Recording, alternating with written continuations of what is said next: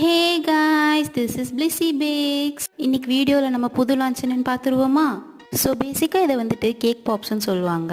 But நான் கொஞ்சம் டிஃப்ரெண்ட்டாக ட்ரை பண்ணலாமேன்னு சொல்லிட்டு நம்ம ப்ரௌனி லவர்ஸ்க்காக ப்ரௌனியை வந்துட்டு கனாஷோட மிக்ஸ் பண்ணி அதை டோ மாதிரி பண்ணி அதை பால்ஸாக ரவுண்ட் பண்ணி எடுத்துக்கிட்டேன். இதை அப்படியே சாப்பிட்றலான்னு எனக்கும் ஆசையாக தான் இருந்துச்சு. பட் பாப்ஸாக அது எப்படி வருதுன்னு பார்க்கணும்ல. ஸோ நான் அந்த ப்ராசஸ் அப்படியே வந்துட்டு கண்டினியூ பண்ணேன்.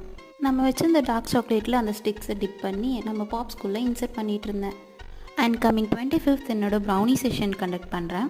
அதில் உங்கள் எல்லாருக்கும் ஃபேவரட்டான என்னோடய ஃபட்ஜி கூயி ப்ரௌனியோட ரெசிபி ஷேர் பண்ணுறது மட்டும் இல்லாமல் கம்ப்ளீட்டாக ஹேண்ட்ஸ் ஆன் ட்ரைனிங் கொடுக்க போகிறேன்.